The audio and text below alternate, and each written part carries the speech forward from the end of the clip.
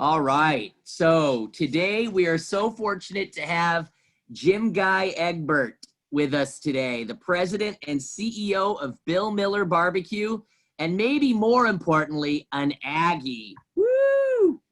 Love it. An Love it. agricultural economics graduate from Texas A&M University.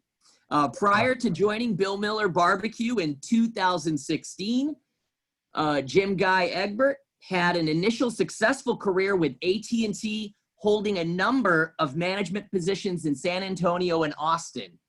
He was doing that basically up until 2007 when he started out at Rolson Interests, Inc. And Rolson is a commercial real estate company in the San Antonio region.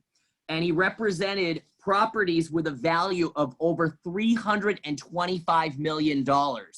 This is where he developed, his reputation and his relationship with the owners of Bill Miller Barbecue.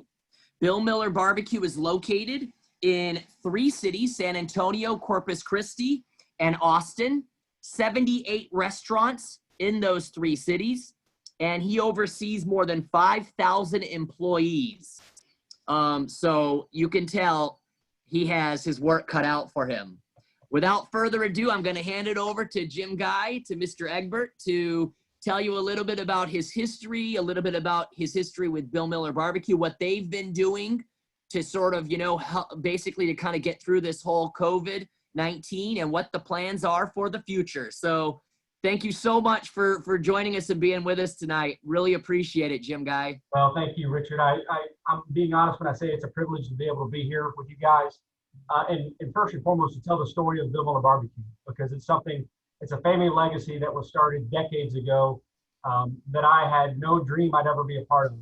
And the fact that I'm here and been invited to be a part of this and help grow the business that was started by Mr. Miller and his wife, Ala Faye, back in 1953. Again, I'm still have to step back and say, is this really happening? Because it's been an honor to lead this company for the 4 years I've been here. And it's been an amazing story to watch what the family has done in order to grow the business to where we are today. So thanks for having me. And to all the audience out there, I don't know if anybody's from San Antonio, but I am going to give, at the onset of this discussion, a little bit of background about the family and how it was started and why it was started, and talk about the family legacy component of this 3rd generation family business, because I think that's critically important to understanding the foundation that we have today and where we're growing that foundation to in the future. So I'll start off with how the company was founded. Bill Miller is an actual person. If you don't know this, he's an actual person, and his wife, Ala Faye, actually borrowed $500 from their father back in 1950 to start a butcher house in their garage in their backyard. And they would go door to door knocking on houses to deliver eggs and dressed chickens door to door. So the way I interpret that is they were Amazon before Amazon existed. I mean, they delivered products to the homes, and that grew over 2 or 3 years to the point where he had to engage his children in it. And Bill Miller would take one side of the street, and his oldest son, Bayless, would take the other side of the street, and they would knock on doors. During the summer, the kids would do it during 5 days a week, and during school, they'd only do it on the weekends. And they literally built up a customer base that expected, great chicken and eggs from them every week. And that's how the business got started. That slowly migrated from just eggs and dressed chickens to their customers wanted them to start frying chicken for them. So they opened up a fried chicken stand on the corner of Joliet and South Bronx, which, if you're familiar with San Antonio, it's just south of downtown, in a very dense neighborhood, lots of military personnel. But on Saturdays and Sundays, they would operate a fried chicken stand, and that grew to cheeseburgers and hamburgers as well. So they would still delivering eggs, still delivering chickens, and then it grew to a small restaurant operation, no bricks and mortar. We're talking about purely a chicken stand. And with that, their following grew to the point that in 1953, they built their first Bill Miller restaurant. It was really called Bill Miller's Fine Foods. And it was primarily based on, again, fried chicken and hamburgers. And the barbecue side of the equation didn't come till later. But about 3 years into it, they added barbecue at the demand of the consumer, and it was a very successful business. So successful that the 4 children were employed there. Ala Faye worked the register at the front. Old man Mr. Miller worked in the back doing prep work and greeting customers. And it truly was a family business from the onset. Over the next 13 years, they grew from their first store to 3 stores. And in 1966, their oldest son, Bayless Miller, came home from college one summer, and Bill and Isla Faye were ready for a vacation. They'd never taken a vacation in their entire life. And Bayless stepped in and said he would run the restaurants for them to take a summer vacation to Europe. And when Bayless ran the restaurants that summer, he decided that his path in life had changed. He had initially wanted to be a teacher. And when he got to experience the intensity of the restaurants and the people aspect of the restaurants, he decided that his lot in life would be running Bill Miller Barbecue. And as each of his younger siblings graduated from college, they also came into the business, to the point where in the early 70s, about 1970, 1971, they had 4 restaurants, and the family members all worked there. And the 4 siblings, the 4 children, worked out an agreement to buy out Mr. Miller, that's Bill Miller Sr., and his wife, Isla Faye. And so about early 1970s, Bill and Isla Faye were able to retire and watch their children, the second generation, take over the business. It was determined early on that nobody was going to be given anything in this business. They were all going to have to contribute and work if they wanted to be a part of it. And so each of the children had a designated slot. Their skill set determined that, obviously, but they were wildly successful with that early prototype that grew to the point where they needed another avenue for generating revenue. And that was the first to-go business, the drive-through business that you see today at all of our stores. And it's interesting to see because drive-throughs were not common at this point, but they were able to design a window where they could take an order outside with a person with a pen and paper, run it in, and then be able to deliver the food at the window when the person pulled up. And they were one of the earliest adapters to that concept, and it proved wildly successful for their business. And so from there, they grew from the 4 stores in the early 70s when they purchased it from the Millers to now what we have today, which is 76 Bill Miller barbecue restaurants and 5 seafood concepts called Laguna Madre Seafood. All of our real estate is company owned. We have multiple different profit centers in our operation, but we own all of our real estate. We have no debt.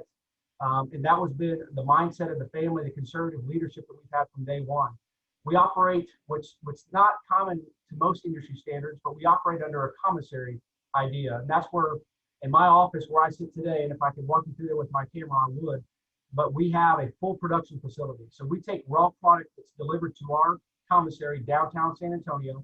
We take that product, we break it down into the components that go into our stores. So we're making fresh proteins every single day, 364 and a half days a year.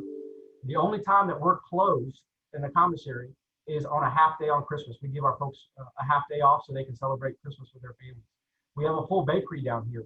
The bakery, and I'm going to show you some videos later that will better detail this, but the bakery at any given time during the holidays will have 100 employees, 3 shifts a day, 8-hour shifts each, 24 hours a day, cranking out pies, desserts. All the breads that you see in our store come from our bakery. None of that is bought from a third-party vendor. You don't see Cisco trucks at our stores. It's all homemade here in our commissary. And oh, by the way, those recipes are not something we got off a box of macaroni and cheese. Those recipes are our recipes that the family developed long ago, and we have not ventured from those recipes at all. We like to stay consistent, and our customers expect us to stay consistent with those recipes. So we're very proud of that commissary fact. It allows us to be flexible on a lot of different fronts, but mostly we maintain the quality and consistency that everybody expects from us by maintaining the commissary concept. Now, I must point out, you obviously can't fry chicken in downtown San Antonio and then ship it out to a store that may be in Austin or Corpus Christi and have a fresh product. That's not what we do. We do smoke all of our meats. We have 12 barbecue pits in the back. Each barbecue pit is as big as my office, which is about 14 by 14. At any given time, there is a fire in the firebox at all of those pits. Those fires never go out. We use 100% Hill Country live oak. That's another unique component of our business. A lot of these other large producers that are in the barbecue side will use gas for their heat. We don't. All of our heat, all of our smoke is 100% live oak. And from the concerns of suppliers saying, well, how are you fitting out all those live oak trees? Well, mostly those live oak trees, the damage from oak wilt in the hill country allows us to have the inventory to be able to use 100% live oak. So that's a huge benefit to us. It's kind of like in the bonfire days when A&M still had the bonfire, all those post oaks out there, there's a supply overabundance there. We have that same issue here north of San Antonio in the hill country. We have a large supply of live oak that we're able to utilize to smoke our proteins. So our barbecue chicken, our ribs, our sausage, our brisket is all produced every single day of the week here in my office and shipped to the store. We have loading docks in the back with about 39 trucks. And every morning about 3 a.m., you'll see an army of ants working back there. And they're loading every single truck with 3 to 4 stores worth of product to go out that day. So if you go to our store today and order brisket, that brisket was on the barbecue pit yesterday morning, beginning at about 10 a.m. It came off the pit about 2 a.m. this morning. So anywhere between 14 and 18 hours, that brisket's fed on the pit. And what's incredible, and I didn't know this till I worked here, but what's incredible about that component is the fact that, you know, if you look at just our brisket consumption, what we buy nationwide, we represent about 15,000 pounds of brisket per day that we're utilizing.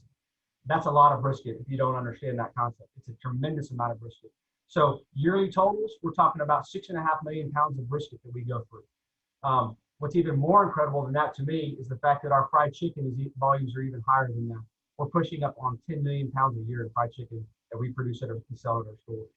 So the family started that commissary concept, and we've never gotten away from it. All of our salad dressings are made here in-house and shipped to the stores.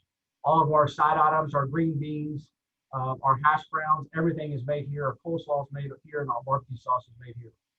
We've got about 220,000 square feet that we occupy in downtown San Antonio on 3 different properties. They're all over 100-year-old buildings. So the buildings that we produce all this food in were never designed for the kind of volumes and the kind of use that we put into them, but we've been able to adapt them. And the only reason we've been able to be successful with that is because the people we have working back here. And a little bit later in this discussion, I'm going to talk about turnover, employee turnover on the retail side out in the stores. It's a different picture when you talk about our employees that are in our commissary downtown. We have employees. I get the privilege of, I think I shared this with you, Richard, at one point. I write thank you anniversary letters every week to our employees that have anybody that's got 25 years of service or more. And it's a week doesn't go by that I'm not writing at least 5 or 6 of those letters that go out to our employees.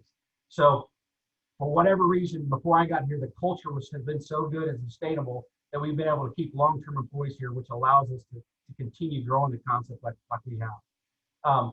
So now I migrated from Bill and Ida Faye Miller to the second generation.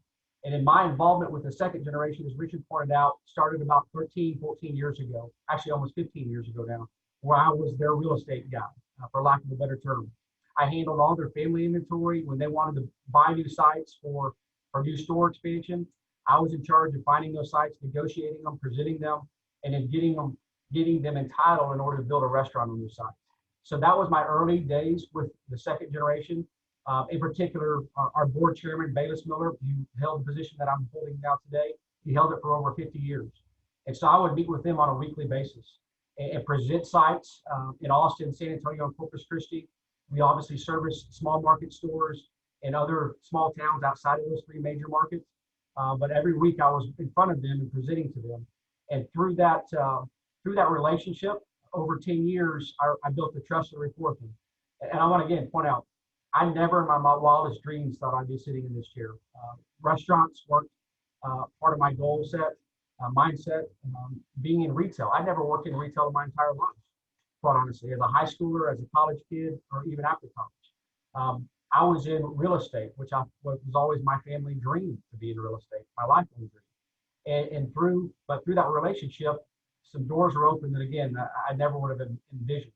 And so about 5.5 years ago, Bayless Miller, our board chairman again, and one of our owners, came to me and said, Jim Guy, the family and I I'm making some plans. I'm 71, 72 years old. I need to slow down a little bit, and we need to have some transitional planning of who's going to replace me. And your name keeps coming up. I didn't know what to say. I didn't know what questions to ask because I was not prepared for that moment. And so I asked him if I could take some time to talk to my wife about it.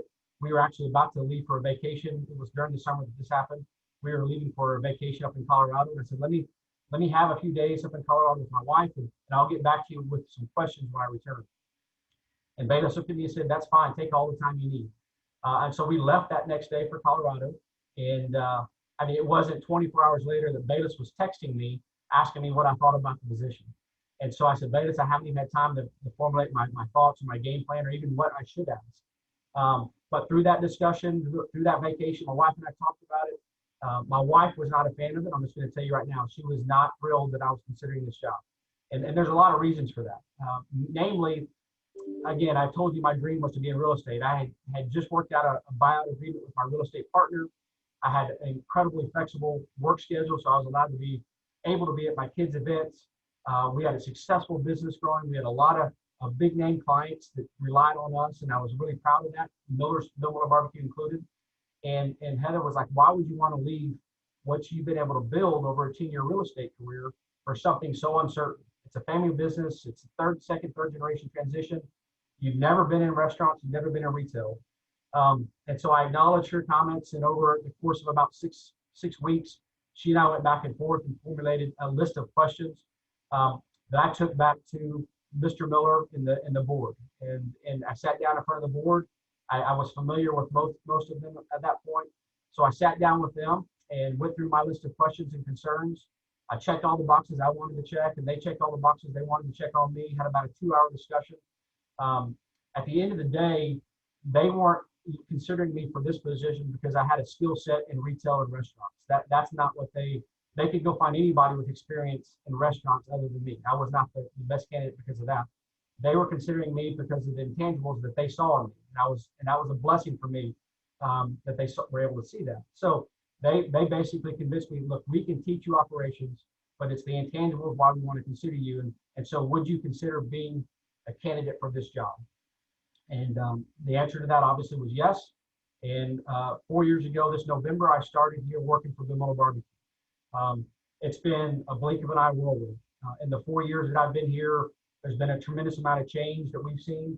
I was very cautious to know that when I took this job, took this position, I was coming into a company that wasn't broken, that didn't need major overhauls. It needed trusting servant leadership. It needed somebody to listen to the employees that had been here forever and had great ideas, and needed some back office support to help get their ideas to fruition. And so I spent the first couple of years being very sensitive to the employees that were here, so they knew that I was here for the right reasons, and I was here to build trust with them, and B, to make sure that I could get their buy-in. So when we did start our initiative planning, that they would be on board with that and not put off by all these new ideas that this new crazy guy coming into this great company, legacy company, is coming into the table with. So I spent a couple of years doing that. And in the meantime, again, like I mentioned, we experienced a lot of changes. There was a lot of support that our teams needed at a high level, just from an internet technology perspective, from a security perspective, from a website, from a social media perspective, from a training perspective. There was just a lot of ground that needed to be covered. And I knew that I wasn't going to be able to influence the change I wanted to in those areas without hiring some experts in those fields. You'll learn about Bill Miller. We're very lean as far as our executive team here. I've got about 5 direct reports. We did not have an IT team at all when I got to Bill Miller. So what company that you know is 5,000 employees that does not have a true IT team? There's not many out there on the market. So we had to formulate an IT team. If you know Graham Weston, Richard, I hired one of the rack space guys that was very well thought of over there. I brought him in, let him build a team, and now we have a robust, secure IT team that's very creative, and has helped the operations team immensely. So that's the Miller story. That's Bill and Ida Faye. That's the second generation. The other big concern that I had when I took this opportunity was, again, Miller, we could spend a whole other session probably outside of today's discussion talking about the transition in a family business, one that's transitioning from a second generation to a third generation. As you guys probably know, there's been case studies written about this over and over again. Harvard does case studies on it as well, and I studied a lot of that before I accepted the job, because when you have a transition from second to third generation, the success rate for the new leader, the first leader outside the company, is very low. Usually within 6 months, they're gone. And after 18 months, I think it's 1 in 5 or 1 in 6. And don't quote me on that, but the success rate is not very astounding when it comes to that new person that's taken over a company, a family-owned company. So I was concerned with that. So I had some great heart-to-heart conversations with the family to make sure that, look, I'm coming in not to be a well-paid yes man with a big title. I'm coming in because I want to influence positive change, and I think I can do what's right by the family and what's right by this company. And so the whole family was on board with that. the owners were on board with that. And with that, we took off. And one of the most positive, gratifying things that I can look back now and reflect on is that the gentleman who I replaced, and I say replaced, no, if you know Bavis Miller, you don't replace him. He is one of a kind. And if any of y'all in the audience ever have a chance to meet him, you'll know what I'm talking about. He's a very, very distinct individual that's got an energy level that jumps off the charts, very inquisitive, asks 1,000 questions. And most of the time he knows the answers to the questions before you ever ask him, but he wants to know if you know the answers to the questions. And so I was able to work alongside, shoulder to shoulder with him. And I opened his eyes a little bit, and he opened my eyes a little bit. So that's been great in the transition for me to come in here and be able to build influence and rapport with our long-term employees and then take the company to the next level. So with that, I would like to, I know we're going to get to Q&A at the end, but I would like to, I've talked about the history of the family, of the company. I'd like to introduce a couple of videos that kind of give some more background to the history of the company. And then we'll talk about our COVID team and our COVID response and the direction we're taking the company, if that makes sense, Richard. Is that good? Let me try to share screen here.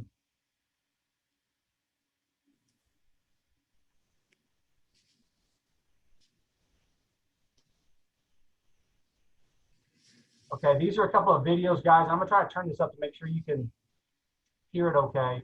But these are a couple of videos that we had produced. Now, I'm gonna point something out. These videos were recorded pre-COVID. So you don't see face masks. You don't see some of those standard protocols, the PPE equipment that we obviously put in place today. But the reason is because this video was recorded prior to COVID. So each one of these takes a couple of minutes. I'll do the brisket video first. My name is Lupe San Miguel. I work for Bill Miller Barbecue. I'm the commissary manager. Every day we cook the brisket fresh. We marinate it overnight.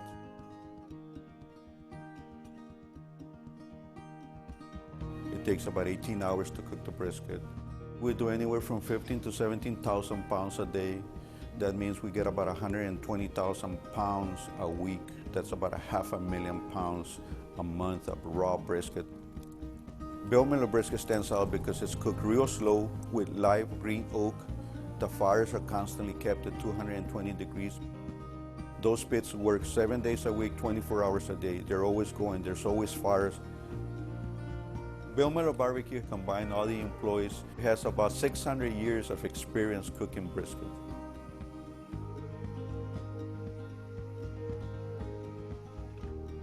We have 74 restaurants we deliver to daily.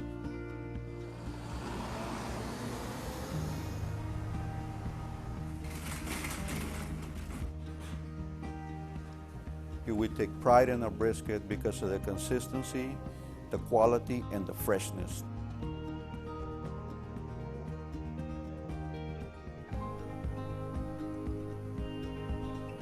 We take pride in cooking brisket for our customers. Bill Miller Barbecue is part of our community.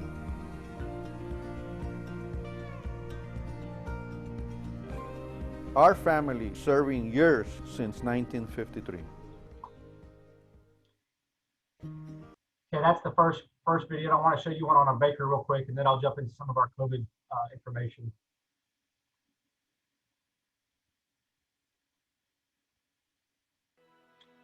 I'm Ronaldo Chapa. I'm a bakery manager here at Bill Miller Barbecue.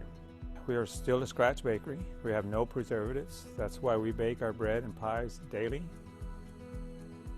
We start at 7. We'll finish at maybe 1 in the morning, so it's almost 24 hours. Like today, we did 18,000 4-inch buns, 16,000 po' boy buns. We did 40,000 dinner rolls, 3,300 French loaves, and we did like 1,200 rye loaves, and 87,000 tortillas. They give us the best ingredients to work with. Here at our bakery, we take pride in what we do. Every slice of pie, every po' boy bun, every dinner roll, every tortilla that we send out there, we take pride. We know that it's going to go to a customer, and we want to make sure that we give them the best product we can.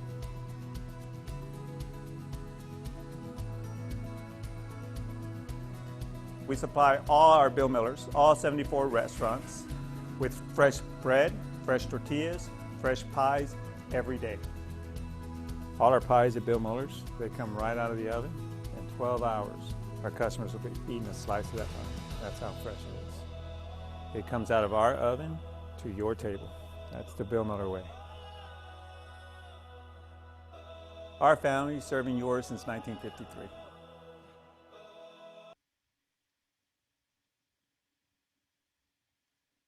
Okay. Well, I wanted to share that because I think it's a wonderfully produced video that shows kind of our history and that all the employees you saw in that video fit the description I mentioned before. They've been with us. So most of those folks you saw have been with us 40 plus years. And we've taken great care of them, but they've taken incredible care of us. And they were hired as hourly employees at 16, 18, 20 years old. And we, at every step along the way, have trained and developed them. And they are earning an income, enjoying a career like they've never dreamed of because of the Miller family and how the Miller family has always treated our employees. So I'm very proud of those videos. It goes back to something I'm going to touch on at the end of this discussion is how we take care of our employees reflects the culture that we have here. And if you take care of them, they're going to take care of you. And that's a perfect segue into a lot of the discussion I want to center around the COVID experience and the response that we've put out there so far. And so I want to highlight that on the COVID situation, like a lot of folks, I was probably a little bit naive in January and February when we started reading the headlines and hearing some things about this coronavirus that was touching countries other than ours and maybe coming to the United States. And I will say that, again, referring back to a vacation, we were on spring break. My wife and I took our kids to Colorado for a ski trip with their spring break. And that's really when it really hit the fan. It was on every single news channel. The concern was in every media outlet's voice, and you could not escape it. And so we're gone, 15 hours away from home. And I'm hearing from our team that's still working, and there's concern from employees. And it was very evident early on that I did not need to be away from our headquarters on a family vacation when this was about to hit. And so we cut that vacation short. Obviously, my kids weren't very happy about that, but we cut that short. And we came back to Texas, came back to San Antonio, and we immediately formed a COVID response team. We took our health, we have a full-time health inspector on board. We brought strategic leaders from each department of our operations, and we sat down in a war room and figured out, okay, with the information we have, which again was very limited for everybody, what is the best path forward? Now you have to keep in mind, California, New York, there was immediate shutdown responses in a lot of the East Coast, West Coast extreme areas. In Texas, I think everybody was still trying to figure out what to do. Our local leaders, our governor, Governor Abbott, obviously our mayor here in San Antonio, and our Bexar County judge, who I know personally and have his cell phone, and so does a lot of our other folks. He's very approachable. They had no idea what the response was going to be. So we took the information we had, and we decided we were going to go a step beyond what the recommendation said that we needed to do. And there's neither good nor bad. You could probably argue both ways. But I knew when we looked at our employees, in their faces was concern. It was concern for their safety and their wellness, for their families, and for their future, what their job situation was going to look like. Because there was doom and gloom every time you turn on the news. And so we immediately looked at the perspective of our employees and of our customers, and we decided to implement protocols that were going to exceed what was being recommended at the time. Now, I'll tell you this, immediately when the first protocols came out from our mayor and our county judge, along with Governor Abbott, overnight, our top line revenue went down 35%. I don't care what business you're in or what you do. When you flip a switch and overnight, you lose 35% of your top level revenue. There's a lot of wide eyes in the room. There's a lot of concern in the room.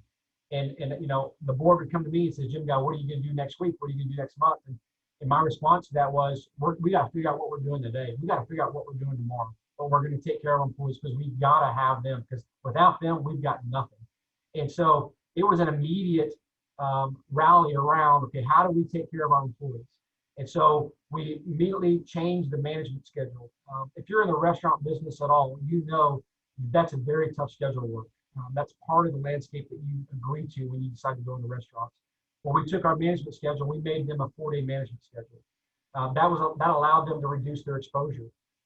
We also knew that we could control the environment within our 4 walls of our restaurant, but that had nothing to do with how the employee was going to act in the public, at home, on their weekends, on their days off. We couldn't control that. We could make recommendations, we could try to educate, but ultimately that was up to them. So we took the education approach. We said, look, you've got to have hand sanitation. You've got to wash your hands. You've got to try to social distance. We bought the masks. One of the most difficult things that I'll get to on our supplier control side was securing PPE equipment and hand sanitizer early on. We also knew that our customers were being impacted like never before. And like I mentioned, when you see a 35% drop in revenue overnight, you know there's concern on customers. Not only that, a lot of non-essential businesses were shut down. So services that folks relied on outside of the essential component were totally shut down, told they could not come into work. Those folks lost their jobs overnight or were furloughed overnight. And at the same time, you see the big dominant grocery stores, you guys know, is H-E-B here in Central and South Texas, and Texas in general, really, for that perspective.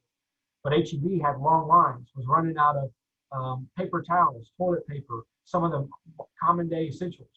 And I'm sitting here across from my office where I sit in our commissary bakery is a dry goods warehouse that has bulk, I mean, we're talking pallets upon pallets upon pallets of bulk toilet paper and paper towels and milk and other protein options that we're sitting on with nothing to do with them. And so we immediately decided to start selling these items, not as a profit center, not as a way to make more money, but as a service. Some of the community thought it was a profit grab, and quite honestly, we had to message back to say, look, we're going to cover our costs, and that's it. We're not trying to make money on it, but there's people in need right now. So if we have the resources, why don't we get it out there? So we quickly secured the PPE equipment for our employees. We quickly started selling a lot of the common everyday needs that you would get at a grocery store to our consumer to make sure that they were covered during this time. At the same time, we knew that job security and their financial pay was going to be impacted significantly on a family perspective. We also knew that the hours of our operation were going to go down significantly as well. So we weren't going to have the same amount of hours to offer our employees.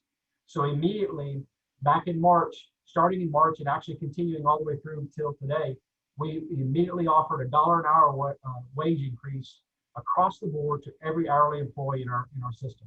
And again, as you guys know from the numbers repeated earlier, that was over 5,000 employees that impacted.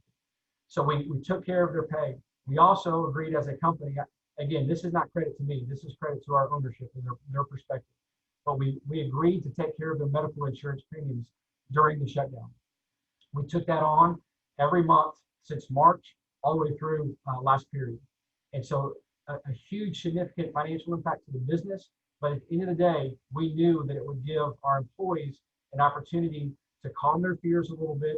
We took care of the environmental concerns we had. We had sanitation stations at all of our stores. We came up with new protocols that would allow them to feel more comfortable when they were at work, knowing that at some point we were going to start getting positive cases amongst our employee group. And with that, we came up with a game plan to say, okay, if there is an exposure at our stores, these are the response protocols we're going to walk through. And again, those protocols exceeded what was recommended by the experts. We did that for a reason. We knew that if we didn't have those folks, that we weren't going to have anything. And so we came up with a mandatory 14-day leave policy, but we paid them during that leave. They got paid their normal hourly wage rate while they were out for the COVID exposure. And again, other companies followed suit with that, but I do think we probably led the charge in those areas. And so for those perspectives, we came out and said, this is how we're going to do it. This is where we're going to do it. And I think that was very well received. Now, were we perfect? No, not by any means. If somebody tells you they figured out the COVID landscape, I would look around because it's getting pretty deep. I just don't believe that's the case. There's no playbook for this. There's been a lot of overused acronyms and adjectives to describe this, but at the end of the day, having a playbook for a pandemic like this was probably not front and center for a lot of companies. It certainly wasn't for us. And so I learned early on, we were going to have to figure out how to best manage this and keep the customers safe, keep the employees safe, and navigate through this.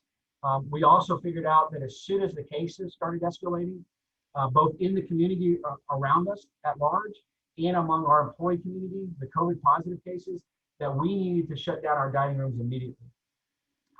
There was a point in time that the council, the city council, and the mayor and our county judge said, okay, there's only a certain amount of employees restaurants are allowed to have within their restaurants. And if you look deeper at our business profile and our prototype as far as our business plan, our competitors have about half the employees in their store at any given time that we typically have. There's a lot of reasons for that. Quite honestly, it's a limiting factor in many areas. But the biggest reason for that is because we produce a lot more food items, a lot more varied menu items than a lot of our competitors do. So they're allowed to get away with less employees in the store at any given time. So when the local authorities said you can only have 10, that immediately kicked in to us that we have to limit our menu items. And again, when you have a 67-year-old business that's a legacy San Antonio business, people are used to getting what they want when they want it. And when you don't have it, even during a pandemic, it upset a lot of folks. But we had to message that. We messaged it appropriately saying, we're not allowed to have any more people in this store at any given time. We had to close our dining room. And so we have to take these steps. And ultimately, the majority of folks were appreciative of our efforts to continue serving them. Because like a lot of folks at this point, you started to see people shut down. You started to see stores that go away that used to exist. And I credit a lot of that to, obviously our leadership in our operations team and the forward thinking that they had.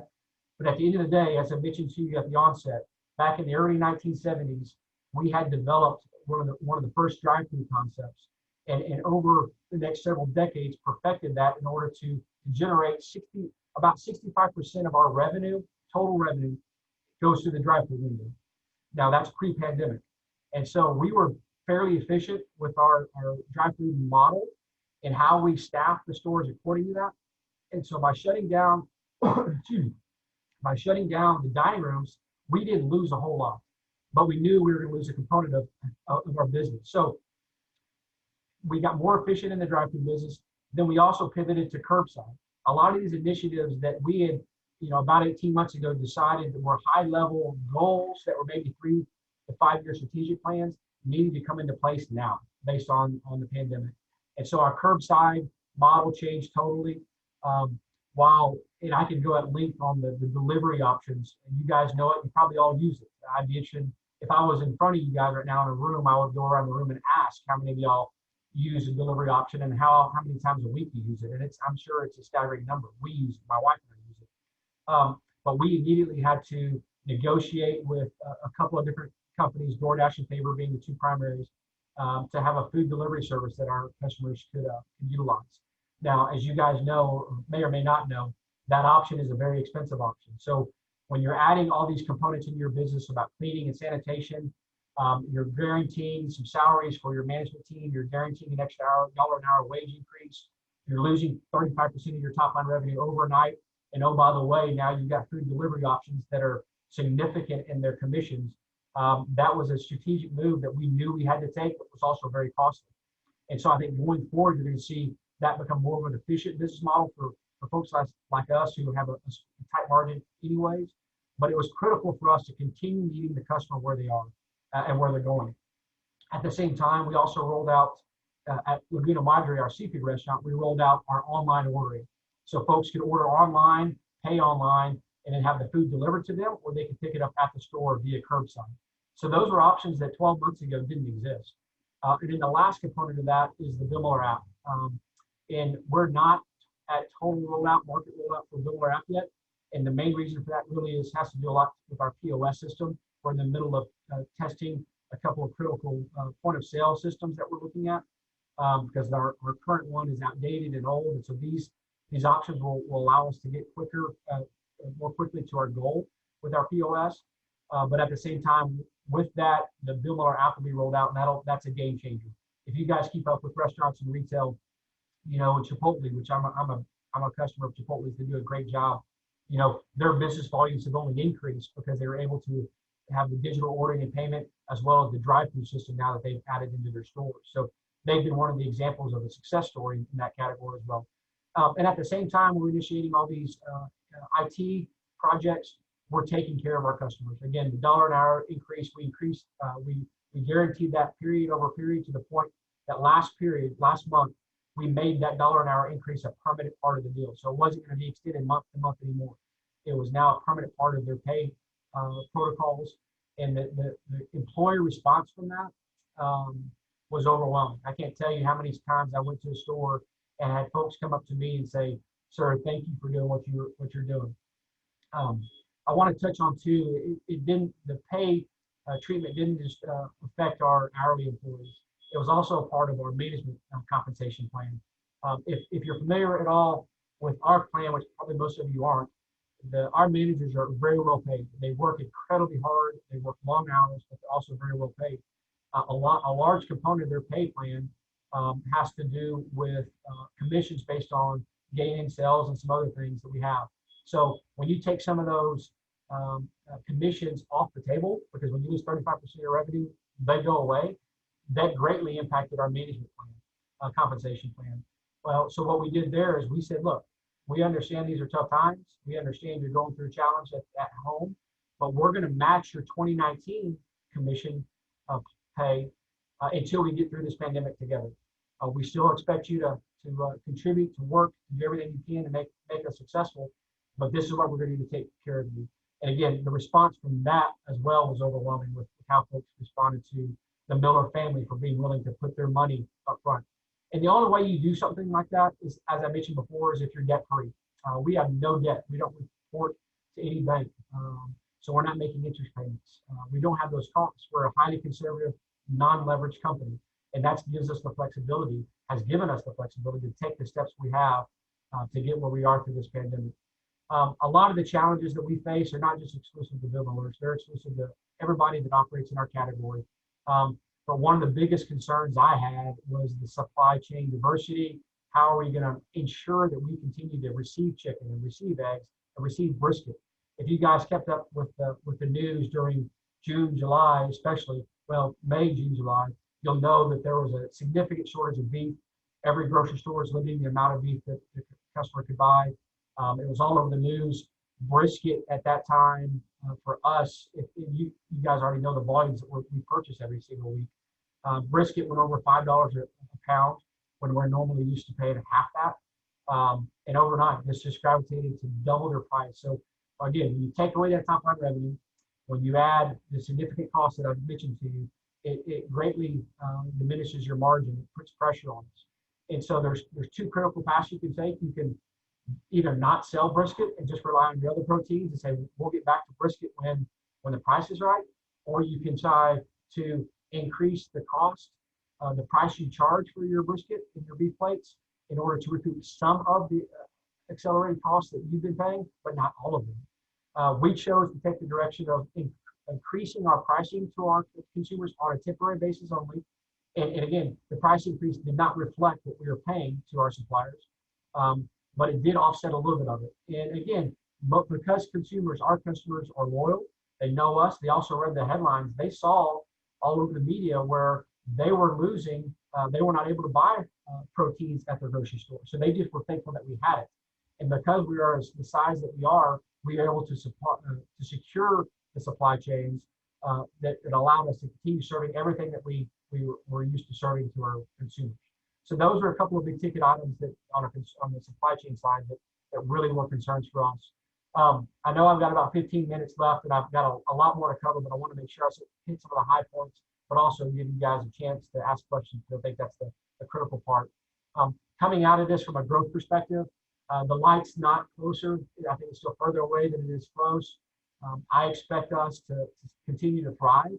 While our top line revenue has come closer to what we experienced in 2019, it's still not there yet. That being said, we've become much more efficient with our labor model that's allowed us to still be profitable, still take care of our employees the way that we expect it to, and they expect us to. So from that perspective, I'm very pleased with what we're seeing. Now, again, I don't want to overstate the caution that we still see going forward. Obviously, the unrest countrywide is still a big issue that we see on the horizon. There's a lot of folks that are still struggling financially with jobs. We're struggling trying to fill jobs. We have 700 jobs that we can fill today just to get our dining rooms back open again at Bill Miller Barbecue. So as of right now, our dining rooms are closed.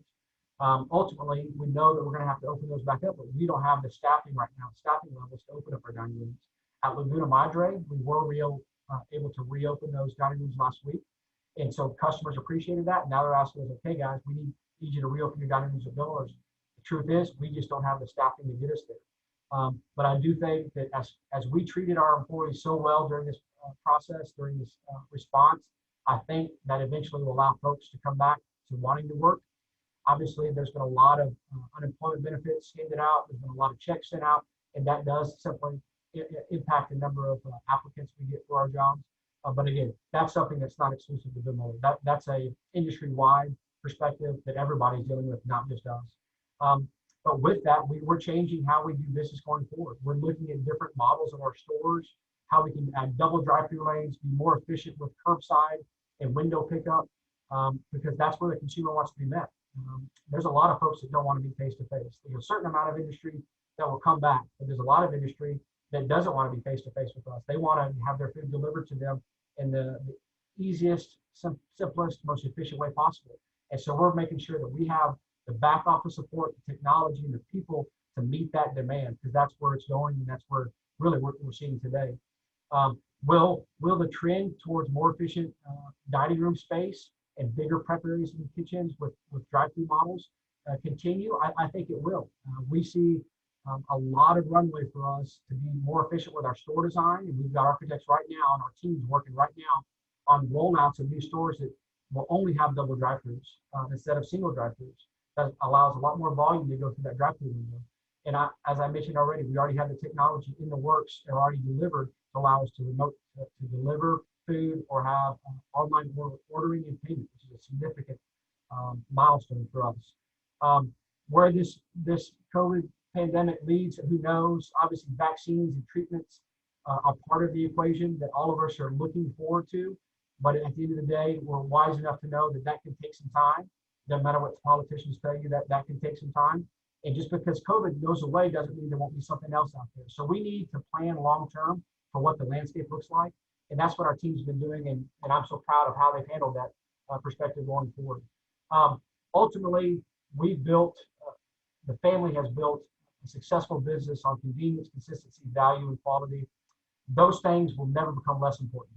Those things are always going to be important to the consumer and to our employees and our success at the end of the day.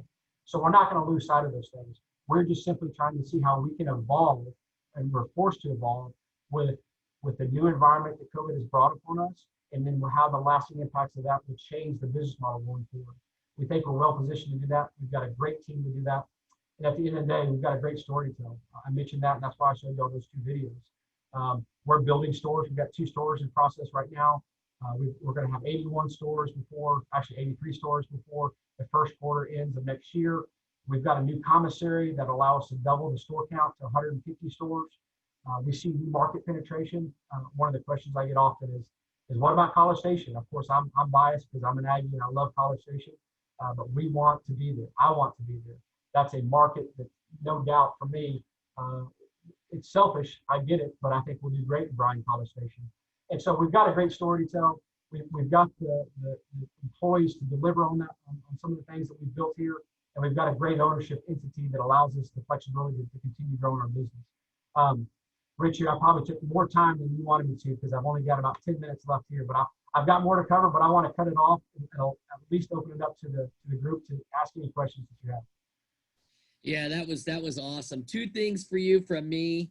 First, why on earth didn't I eat before this? Dude, that brisket just simply killed me, man. It simply killed me. And a few people were chiming in chat saying the same thing. The other thing is, I know what I'm going to ask you for Christmas. Yeah, absolutely. Absolutely. Thank you. Well, and you bring something up, Richard. Probably the audience, and you don't know this, during Thanksgiving and Christmas, we do more turkeys and pies than anybody in San Antonio. On the day before Thanksgiving, the day of Thanksgiving, we'll sell about 70,000 pies. will produce about 15,000 turkeys, and then dressing and gravy and all the fixing to go on the side with that. So we're about to enter our busy year, and we've been doing that for the last 4 decades. And the reason is because people love the product. I love our product. If you haven't tried our turkey product and our pies, it's as good as it gets. I know I'm biased, but I'm telling you, I promise you that's the truth. We're very proud of that. And so we've reached a limit in our holiday sales like we've never dreamt of. And that's all, again, produced right here in our commissary in downtown San Antonio. That's amazing. I know where I'm gonna to look for the Thanksgiving turkey then. Okay, so I've got 3 questions already. In order. Robin was the first one. She actually put her virtual hand up. So I'm gonna go ahead. I'm gonna unmute her. Or Robin, why don't you unmute yourself and go ahead and ask Jim Guy yourself. Hi, Jim. I just wanted to say my family's been going to Bill Miller's for years. Awesome. And huge fan of your work, right? But I just wanted to say from a consumer perspective that culture that you've been describing is so evident. One time I went during a lunch break and they knew that my food wouldn't be ready on time. So they gave me a free tea, and then they came out to my car and threw in pies and brownies. Like, they're just such a loving group of people. And I just wanted to let you know that they're awesome. And thank you for everything. I know you handled COVID the best that you could, and it's awesome. Thank you. Thank you, Robin. Thank you, Robin. Hey, thank you for your business and your loyalty. Yes. Because you don't get 67 years of business without that, for sure. It's interesting. When I got here, I didn't know all the backstory of some of the company giving. We don't broadcast it out there, but we've given away almost $4 million in tuition reimbursement to our employees. Almost $4 million. And again, that's not something that's publicized. I talk about it because I want to. It's nothing I did. I can't claim it as my own. It's just the way the family's handled it. But our employees, when they work for us, they have a tuition reimbursement program that was A, first in its industry, and B, is industry leading. I'm not sure you can get it matched anywhere else. On top of that, we have a scholarship program too. So we give away about $50,000 a year in scholarships on top of the tuition reimbursement program. So we don't do these things so we can put them in advertising and get the attaboys from the media. We do them because it's the right thing to do. At the end of the day, that's what it boils down to. Our litmus test is, are we doing what's right by our employees and our customers? If we're not, then we need to take a step back and figure out how to correct it immediately. And the education side of things is critically important. And you don't have employees that start out as a busboy and now are running our commissary back here and have been here for 41 years, making a tremendous generational impact on their family and the people around them without that loyalty. And so it goes both ways. So, but thank you for pointing that out. That's great. Aaliyah asks, she's one of our MS business students, the dedication Bill Miller has for its employees and customers is evident. What's one thing that has shocked or surprised you when switching industries and functions? Great question. We talked about the long hours. What I learned when I got here, and I mentioned it briefly, we're very lean at our leadership positions here at our headquarters. Every single one of our leadership positions, whether it be our CFO, our COO, our director of our plan, our director of HR, folks that are high-level management positions, at any given day during Thanksgiving prep, you'll see them in a commissary. You'll see them in a bakery. They're loading bakery racks. They're loading pie racks. They're loading food. They're loading trucks. So there's no elite mentality around Bill Miller Barbecue. If you can't wear every hat on every given day, then honestly, you're not going to do well in this industry. And to me, that's something that's not industry-wide, but it is Bill Miller-wide. It doesn't matter if you're in the stores, if you're in the commissary, if you're in the warehouse loading trucks. We all jump in when the need is there. Now, at some point, when you get to a certain scale, you can't have some of that. I understand that. But I love, and I was shocked by when I got here, I mean, just because you have a title and a job description and you run all of our operations, 80 stores, doesn't mean you're not going to be down here on the eve of Thanksgiving loading a truck with pies. Because at the end of the day, if we don't, we're not going to meet the customer where they're at. And so that was shocking to me. And that's not something, it's something that's very easily lost, but it's so difficult to build. So we're very much aware that if we lose sight of that willingness from our employees, then we're going to go a different direction that we don't want to go in. So we're very much aware of that. We're appreciative of it, but we also don't lose the impact that has on our business, because if we do, we'll lose that, and it's going to be very difficult to ever get it back. Great question. Excellent. And one of our full-time MBAs, Gaston, asks, thank you for telling us about Bill Miller's Barbecue. You mentioned that you all deliver and sell food made the same or previous day. This is a great question. What do you all do with the food that is left over at the end of the day? Sure. So great question. We get that a lot. So part of we have a system in order for our store managers. When you have the keys to the store, you own every component that goes into that store, what comes out of that store. And you're paid very well. You have an incentive program in order to order appropriately. So we have an ordering system based off of volumes from previous history, from the years in the past, from the weather, from the day of the week, from the day of the pay period. All those things are factors into how a store manager orders for his inventory for that day at his store. So if he has an overabundance of pies at the end of the day, he's going to get docked for having too much left over. You know why? Because at about 8 o'clock at night, most of our stores close at 9 p.m. At 8 o'clock at night, he's going to have to be aware that I've got 7 pies left, and I'm going to have to discount them because we're not going to throw it away. We're going to do one or two things. We're going to discount it or we're going to give it away. And if we discount it or give it away, that management is team as a whole, not just the store manager, but the 3 or 4 managers underneath them. They have an incentive program to make sure they're ordering properly, but they're not wasting. We are in our board chairman's office. He has a sign when you walk in that says "Enemy of Waste," and we all subscribe to that adage. And we expect our store manager to subscribe to that adage. And something that we've done to help with that, it's kind of interesting. It leads into a great discussion on our training.